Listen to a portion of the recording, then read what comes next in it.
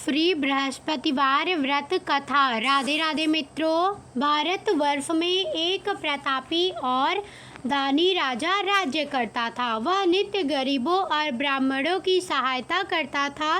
यह बात उसकी रानी को अच्छी नहीं लगती थी।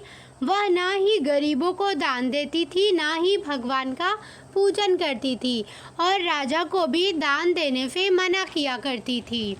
एक दिन राजा शिकार खेलने वन को गए हुए थे तो रानी महल में अकेली थी। उसी समय बृहस्पति देव साधु वेश में राजा के महल में भिक्षा के लिए गए और भिक्षा मांगी। रानी ने भिक्षा देने से इनकार किया और कहा, हे साधु महाराज, मैं तो दान पुण्य से तंग आ गई हूँ। मेरा पति सारा धन लुटाते रहते हैं। मेरी इच्छा है कि हमारा धन नष्ट हो जाए, फिर न रहेगा बांस, न बजेगी बांसुरी। साधु ने कहा, देवी, तुम तो बड़ी विचित्र हो। धन संतान तो सभी चाहते हैं, पुत्र और लक्ष्मी तो पापी के घर भी होने चाहिए। यदि तुम्हारे पास अधिक धन है तो भूखे को भोजन दो, प्यासों के लिए प्याऊ बनवाओ, मुसाफिरों के लिए धर्मशालाएं खुलवाओ। जो निर्धन अपनी कुंवारी कन्याओं का विवाह नहीं कर सकते, उनका विवाह करा दो। ऐसे और कई काम हैं जिनके करने से तुम्हारा यश लोक परलोक में फैलेगा। परंतु रानी पर उपदेश का कोई प्रभाव न पड़ा। वह बोली, महाराज, आप मुझे कुछ ना समझाएं। मैं ऐसा धन नहीं चाहती जो हर जगह बांटती फिरूं। साधु ने उत्तर दिया, यदि तुम्हारी ऐसी इच्छा है तो तथास्तु। तुम ऐसा करना कि बृहस्पतिवार को घर लीपकर पीली मिट्टी से अपना सिर धोकर स्नान करना, बत्ती चढ़ाकर कपड़े धोना। ऐसा करने से आपका सारा धन नष्ट हो जाएगा। इतना कहकर वह साधु महाराज वहाँ से आलोप हो गए। साधु के अनुसार कई बातों को पूरी करते हुए रानी को केवल 3 बृहस्पतिवार ही बीते थे कि उनकी सारी संपत्ति नष्ट हो गई। भोजन के लिए राजा का परिवार तरसने लगा।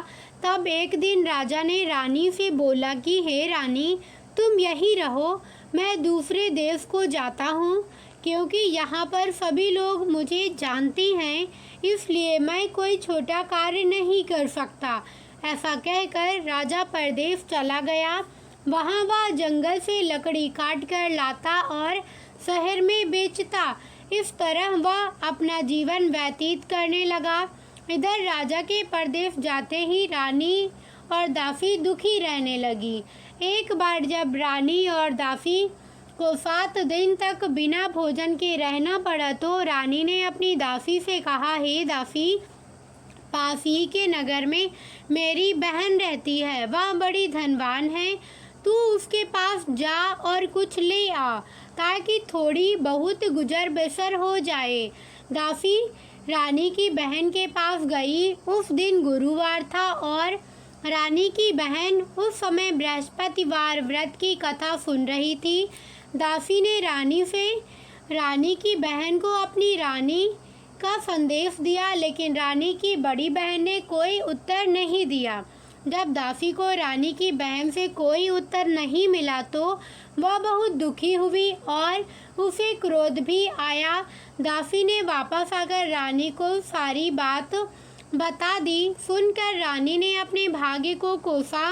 उधर रानी की बहन ने सोचा कि मेरी बहन की दासी आई थी, परंतु मैं उससे नहीं बोली, इससे वह बहुत दुखी हुई होगी। कथा सुनकर और पूजन समाप्त करके वह अपनी बहन के घर आई और कहने लगी, हे बहन, मैं बृहस्पतिवार का व्रत कर रही थी। तुम्हारी दासी मेरे घर आई थी, परंतु जब तक कथा होती है तब तक न तो उठते हैं और न ही बोलती हैं, इसलिए मैं नहीं बोली। कहो दासी, क्यों गई थी? रानी बोली, बहन, तुमसे क्या छिपाऊं, हमारे घर में खाने तक को अनाज नहीं था। ऐसा कहते कहते रानी की आंखें भर आई। उसने दासी समेत पिछले 7 दिनों से भूखे रहने तक की बात अपनी बहन को विस्तार पूर्वक सुना दी।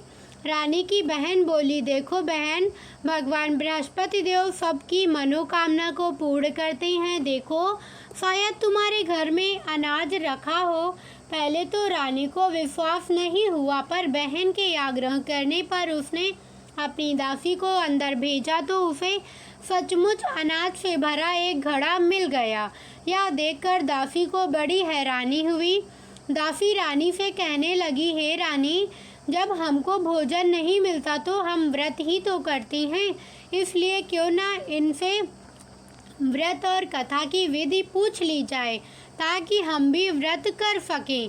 तब रानी ने अपनी बहन से बृहस्पतिवार व्रत के बारे में पूछा।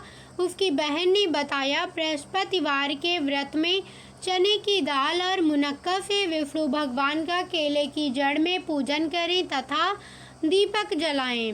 व्रत कथा सुने और पीला भोजन ही करें। इससे बृहस्पति देव प्रसन्न होते हैं। व्रत और पूजन विधि बताकर रानी की बहन अपने घर को लौट गई। 7 दिन के बाद जब गुरुवार आया तो रानी और दासी ने व्रत रखा।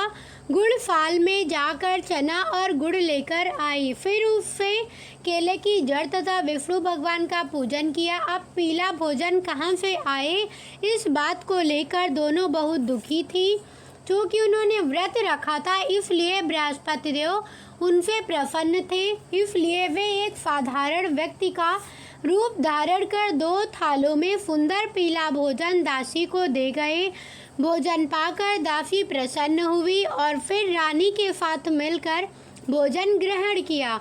उसके बाद वे सभी गुरुवार को व्रत और पूजन करने लगी। बृहस्पति भगवान की कृपा से उनके पास फिर से धन संपत्ति आ गई, परंतु रानी फिर से पहले की तरह आलस्य करने लगी।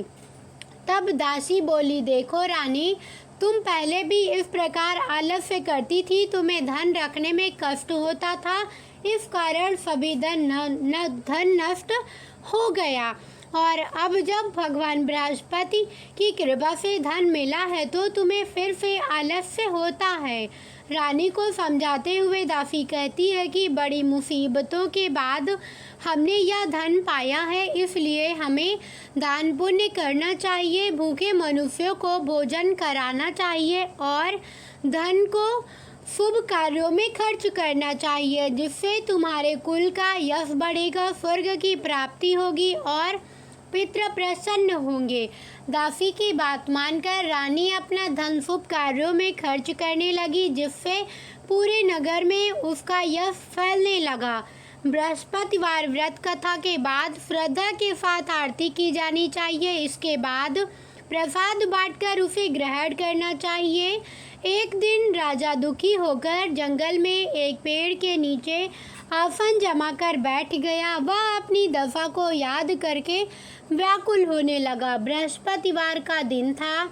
एकाएक उसने देखा कि एक निर्जन वन में एक साधु प्रकट हुए। वह साधु वेश में स्वयं बृहस्पति देवता थे। लकड़हारे के सामने आकर बोले, हे लकड़हारे, इस सुनसान जंगल में तू चिंतामग्न क्यों बैठा है? लकड़हारे ने दोनों हाथ जोड़कर प्रणाम किया और उत्तर दिया, महात्मा जी, आप सब कुछ जानते हैं, मैं क्या कहूँ? यह कहकर रोने लगा और साधु को अपनी आत्मकथा सुनाई। महात्मा जी ने कहा, तुम्हारी स्त्री ने बृहस्पति के दिन बृहस्पति भगवान का निरादर किया है, जिसके कारण रुष्ट होकर उन्होंने तुम्हारी यह दशा कर दी, पैसे के 2 कर दी। अब तुम चिंता को दूर करके मेरे कहने पर चलो तो तुम्हारे सब कष्ट दूर हो जाएंगे और भगवान पहले से भी अधिक संपत्ति देंगे। तुम बृहस्पति के दिन कथा किया करो, 2 पैसे के चने मुनक्का लाकर उसका प्रसाद बनाओ और शुद्ध जल से लोटे में शक्कर मिलाकर अमृत तैयार करो। कथा के पश्चात अपने सारे परिवार और सुनने वाले प्रेमियों में अमृत व प्रसाद बांटकर आप भी ग्रहण करो। ऐसा करने से भगवान सब मनोकामनाएं पूरी करेंगे। साधु के ऐसे वचन सुनकर लकड़हारा बोला, हे प्रभु, मुझे लकड़ी बेचकर इतना पैसा नहीं मिलता जिससे भोजन के उपरांत कुछ बचा सकूं। मैंने रात्रि में अपने स्त्री को व्याकुल देखा है। मेरे पास कुछ भी नहीं जिससे मैं उसकी खबर मंगा सकूं। साधु ने कहा, हे लकड़हारे, तुम किसी बात की चिंता मत करो। बृहस्पति के दिन तुम रोजाना की तरह लकड़ियां लेकर शहर को जाओ। तुमको रोज से दुगना धन प्राप्त होगा जिससे तुम भली भांति भोजन कर लोगे तथा बृहस्पति की पूजा का सामान भी आ जाएगा। इतना कहकर साधु अंतर्ध्यान हो गए। धीरे धीरे समय व्यतीत होने पर फिर वही बृहस्पतिवार का दिन आया। लकड़हारा जंगल से लकड़ी काटकर किसी शहर में बेचने गया। उसे उस दिन और दिन से अधिक पैसा मिला। राजा ने चना गुड़ आदि लाकर गुरुवार का व्रत किया। उस दिन से उसके सभी क्लेश दूर हुए, परंतु जब दोबारा गुरुवार का दिन आया तो बृहस्पतिवार का व्रत करना भूल गया। इस कारण बृहस्पति भगवान नाराज हो गए। उस दिन उस नगर के राजा ने विशाल यज्ञ का आयोजन किया तथा शहर में यह घोषणा करा दी कि कोई भी मनुष्य अपने घर में भोजन न बनावे, न आग जलावे। समस्त जनता में मेरे यहाँ भोजन करने आवे। इस आज्ञा को जो ना मानेगा उसे फांसी की सजा दी जाएगी। इस तरह की घोषणा संपूर्ण नगर में करवा दी गई। राजा की आज्ञानुसार शहर के सभी लोग भोजन करने गए, लेकिन लकड़हारा कुछ देर से पहुंचा, इसलिए राजा उसको अपने साथ घर लिवा ले गए और ले जाकर भोजन करा रहे थे तो रानी की दृष्टि उस खूंटी पर पड़ी जिस पर उसका हार लटका हुआ था। वह वहां पर दिखाई नहीं दिया। रानी ने निश्चय किया कि मेरा हार इस मनुष्य ने चुरा लिया है। उसी समय सिपाहियों को बुलाकर उसको कारागार में डलवा दिया। जब लकड़हारा कारागार में पड़ गया और बहुत दुखी होकर विचार करने लगा कि ना जाने कौन से पूर्व जन्म के कर्म से मुझे यह दुख प्राप्त हुआ है, और उसी साधु को याद करने लगा जो कि जंगल में मिला था। उसी समय तत्काल बृहस्पति देव साधु के रूप में प्रकट हुए और उसकी दशा को देखकर कहने लगे, अरे मूर्ख, तूने बृहस्पति देव की कथा नहीं करी, इस कारण तुझे दुख प्राप्त हुआ है। अब चिंता मत कर। बृहस्पतिवार के दिन कारागार के दरवाजे पर 4 पैसे पड़े मिलेंगे। उनसे तू बृहस्पति देव की पूजा करना, तेरे सभी कष्ट दूर हो जाएंगे। बृहस्पति के दिन उसे 4 पैसे मिले। लकड़हारे ने कथा कही। उसी रात्रि को बृहस्पति देव ने उस नगर के राजा को स्वप्न में कहा, हे राजा, तुमने जिस आदमी को कारागार में बंद कर दिया है वह निर्दोष है, वह राजा है, उसे छोड़ देना। रानी का हार उसी खूंटी पर लटका है। अगर तू ऐसा नहीं करेगा तो मैं तेरे राज्य को नष्ट कर दूंगा। इस तरह रात्रि के स्वप्न को देखकर राजा प्रातः काल उठा और खूंटी पर हार देखकर लकड़हारे को बुलाकर क्षमा मांगी तथा लकड़हारे को योग्य सुंदर वस्त्र आभूषण देकर विदा कर दिया। बृहस्पति देव की आज्ञानुसार लकड़हारा अपने नगर को चल दिया। राजा जब अपने नगर के निकट पहुंचा तो उसे बड़ा आश्चर्य हुआ। नगर में पहले से अधिक बाग, तालाब, कुएं तथा बहुत सी धर्मशाला, मंदिर आदि बन गए हैं। राजा ने पूछा, यह किसका बाग और धर्मशाला है? तब नगर के सब लोग कहने लगे, यह सब रानी और बांदी के हैं। तो राजा को आश्चर्य हुआ और गुस्सा भी आया।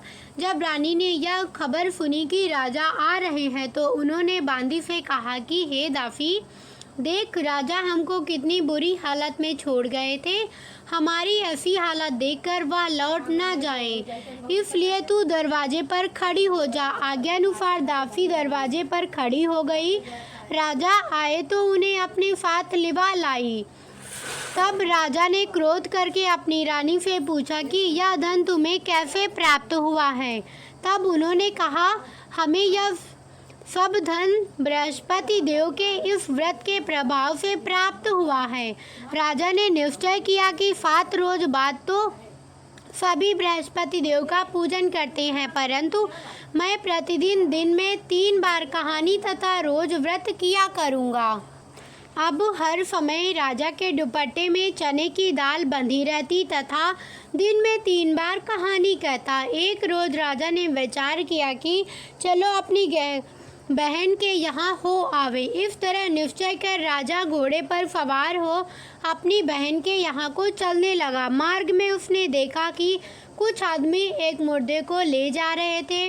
उन्हें रोककर राजा कहने लगा, अरे भाइयों, मेरे बृहस्पति देव की कथा सुन लो। वे बोले, लो हमारा तो आदमी मर गया है, इसको अपनी कथा की पड़ी है।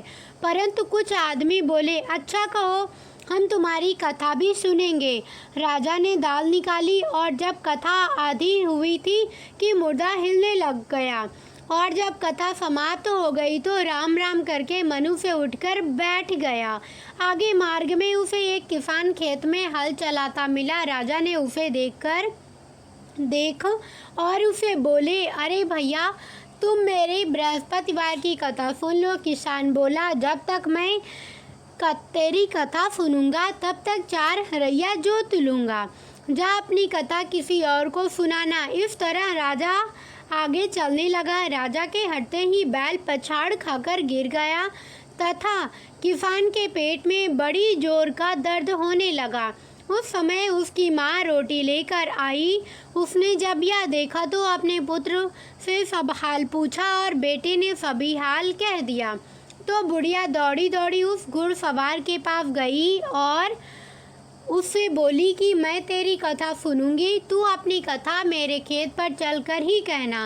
राजा ने बुढ़िया के खेत पर जाकर कथा कही, जिसके सुनते ही वह बैल उठ खड़ा हुआ तथा किसान के पेट का दर्द भी बंद हो गया। राजा अपनी बहन के घर पहुंचा। बहन ने भाई की खूब मेहमानी की। दूसरे रोज प्रातःकाल राजा जगा तो वह देखने लगा कि सब लोग भोजन कर रहे हैं। राजा ने अपनी बहन से कहा, ऐसा कोई मनुष्य है जिसने भोजन नहीं किया हो, मेरी बृहस्पतिवार की कथा सुन ले। बहन बोली, हे भैया, यह देव ऐसा ही है कि पहले यहाँ लोग भोजन करते हैं, बाद में अन्य काम करते हैं। अगर कोई पड़ोस में हो तो देखाऊं। वह ऐसा कहकर देखने चली गई, परंतु उसे कोई ऐसा व्यक्ति नहीं मिला जिसने भोजन न किया हो। अतः वह एक कुम्हार के घर गई जिसका लड़का बीमार था। उसे मालूम हुआ कि उनके यहाँ 3 रोज से किसी ने भोजन नहीं किया है। रानी ने अपने भाई की कथा सुनने के लिए कुम्हार से कहा। वह तैयार हो गया। राजा ने जाकर बृहस्पतिवार की कथा कही, जिसको सुनकर उसका लड़का ठीक हो गया। अब तो राजा की प्रशंसा होने लगी। एक रोज राजा ने बहन से कहा कि हे बहन, हम अपने घर को जाएंगे, तुम भी तैयार हो जाओ। राजा की बहन ने अपनी सास से कहा। सास ने कहा, हाँ चली जा, परंतु अपने लड़कों को मत ले जाना, क्योंकि तेरे भाई की कोई औलाद नहीं है। बहन ने अपने भैया से कहा, हे भैया, मैं तो चलूँगी, पर कोई बालक नहीं जाएगा। राजा बोला, जब कोई बालक नहीं चलेगा तब तुम ही क्या करोगी। बड़े दुखी मन से राजा अपने नगर को लौट आया। राजा ने अपनी रानी से कहा, हम निर्वंशी हैं, हमारा मुंह देखने का धर्म नहीं है और कुछ भोजन आदि नहीं किया। रानी बोली, हे प्रभु, बृहस्पति देव हमें सब कुछ दिया है, वह हमें औलाद अवश्य देंगे। उसी रात को बृहस्पति देव ने राजा से स्वप्न में कहा, हे राजा, उठ, सभी सोच त्याग दे, तेरी रानी गर्भ से है। राजा की यह बात सुनकर बड़ी खुशी हुई। 9वें महीने में उसके गर्भ से एक सुंदर पुत्र पैदा हुआ। तब राजा बोला, हे रानी, स्त्री बिना भोजन के रह सकती है, पर बिना कहे नहीं रह सकती। जब मेरी बहन आवे तुम उसे कुछ मत कहना। रानी ने सुनकर हाँ कर दिया। तब राजा की बहन ये शुभ समाचार सुना तो वह बहुत खुशी हुई तथा बधाई लेकर अपने भाई के यहाँ आई। तभी रानी ने कहा, घोड़ा चढ़कर तो नहीं आई, गधा चढ़ी आई। राजा की बहन बोली, भाभी मैं इस प्रकार न कहती तो तुम्हें औलाद कैसे मिलती। बृहस्पति देव ऐसे ही हैं, जैसी जिसके मन में कामनाएं हैं सभी को पूर्ण करती हैं। जो सद्भावना पूर्वक बृहस्पतिवार का व्रत करता है एवं कथा पढ़ता है अथवा सुनता है, दूसरों को सुनाता है, बृहस्पति देव उसकी सभी मनोकामना पूर्ण करती है। भगवान बृहस्पति देव उसकी सदैव रक्षा करती हैं। संसार में जो मनुष्य सद्भावना से भगवान जी का पूजन व्रत सच्चे हृदय से करती हैं तो उनकी सभी मनोकामनाएं पूर्ण करती हैं। जैसी सच्ची भावना से रानी और राजा ने उनकी कथा का गुणगान किया तो उनकी सभी इच्छाएं बृहस्पति देव जी ने पूर्ण की थी। इसलिए पूर्ण कथा सुनने के बाद प्रसाद लेकर जाना चाहिए। हृदय से उसका मनन करते हुए जयकारा बोलना चाहिए। बोलो बृहस्पति देव की जय, भगवान विष्णु की जय। कैसी लगी वीडियो कमेंट करके बताना। साथ ही वीडियो को लाइक, चैनल को सब्सक्राइब करके कमेंट में विष्णु भगवान की जय ज़रूर लिखना और अपने मित्रों संबंधियों के साथ शेयर करना। धन्यवाद।